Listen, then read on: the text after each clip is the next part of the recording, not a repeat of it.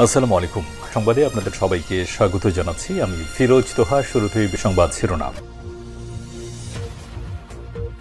বাংলাদেশের সর্বশেষ গুরুত্বপূর্ণ আপডেট সংবাদে আপনাকে স্বাগত। শুরুতেই সংবাদ শিরোনাম, পরে বিস্তারিত।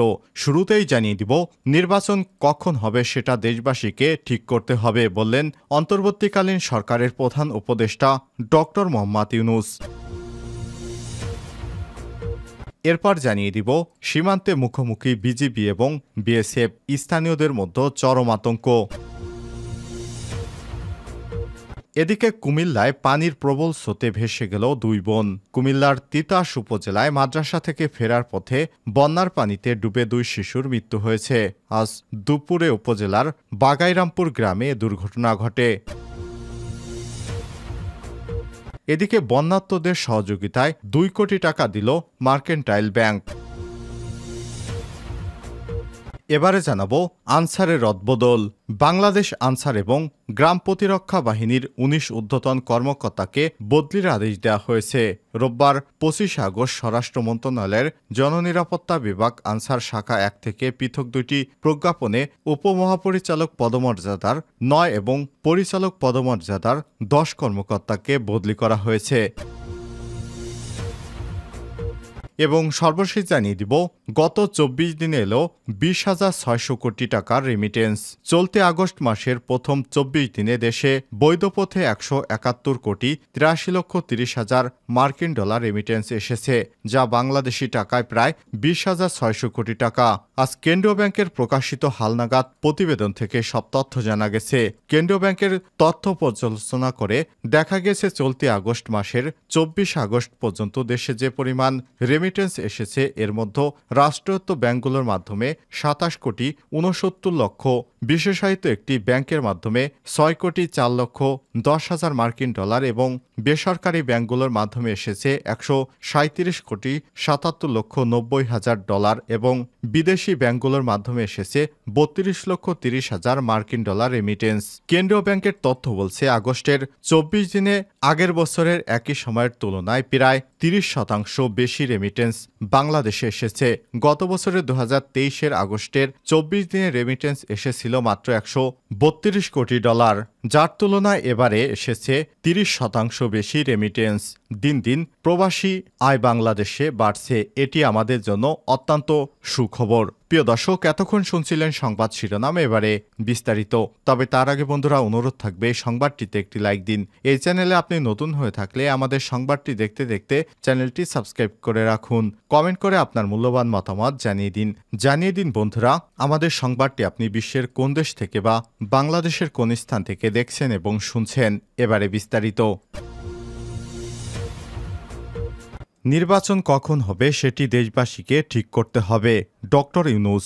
জাতির উদ্দেশ্যে ভাষণে অন্তর্বর্তীকালীন সরকারের প্রধান উপদেষ্টা ডক্টর মোহাম্মদ ইউনূস বলেছেন, দেশের সংকটকালে ছাত্রদের আহ্বানে আমরা সরকারের দায়িত্ব গ্রহণ করেছি। কখন নির্বাচন হবে সেটি সম্পূর্ণ রাজনৈতিক সিদ্ধান্ত, আমাদের সিদ্ধান্ত নয়।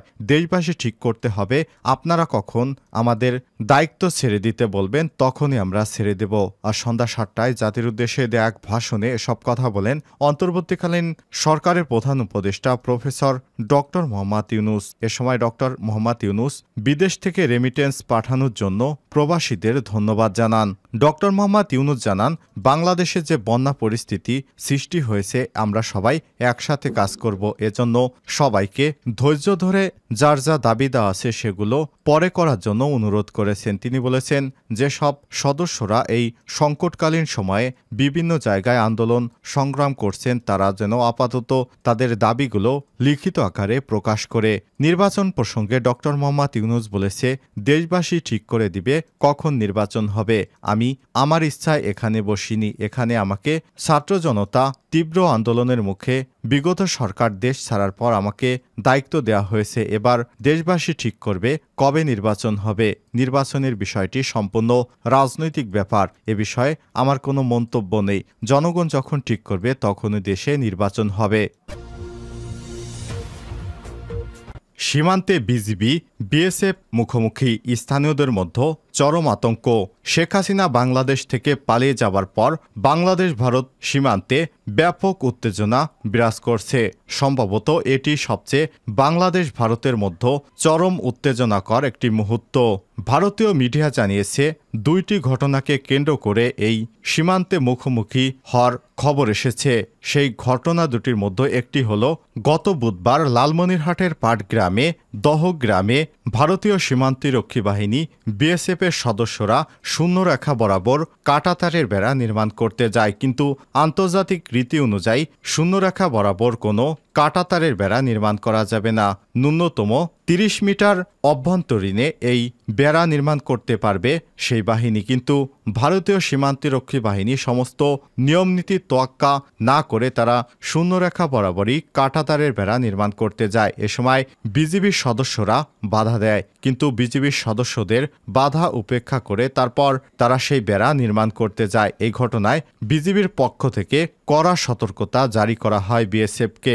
তীব্র চাপের মুখে ভারতীয় বাহিনী সেই কাঁটাতারের বেড়া বন্ধ রাখতে বাধ্য হয় এবং তারা সেখানে বিএসএফের বিভিন্ন সদস্যরা অনেক ভারী ভারী অস্ত্র মোতায়েন করে রাখে।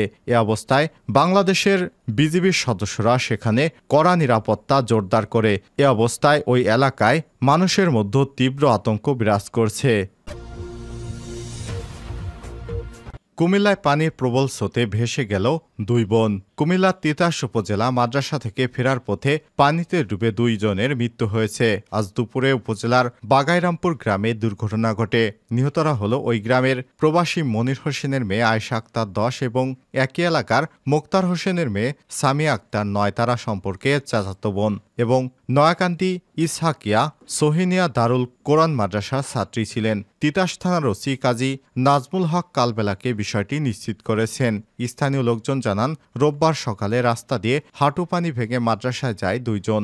মাদ্রাসা ছুটি হওয়ার পর বাড়ি ফেরার পথে রাস্তার উপর ক্রমশমান পানি প্রবল ছুটছিল। এ সময় 4 জন শিক্ষার্থী পানি ভেঙে বাড়িতে ফিরছিল। গ্রামের কাছাকাছি এলে পানির প্রবল স্রোতে শিক্ষার্থী আয়েশা এবং সামিয়া পানি নিচে তলিয়ে যায়। অন্য 2 শিক্ষার্থী এ সময় বাঁচাও বাঁচাও বলে চিৎকার করে। পরে বাড়ির আশপাশে লোকজন এসে তাদের উদ্ধারের চেষ্টা চালায়। এলাকাবাসী এসে প্রায় 1.5 ঘন্টা চেষ্টা চালিয়ে তাদের মৃতদেহ উদ্ধার করে।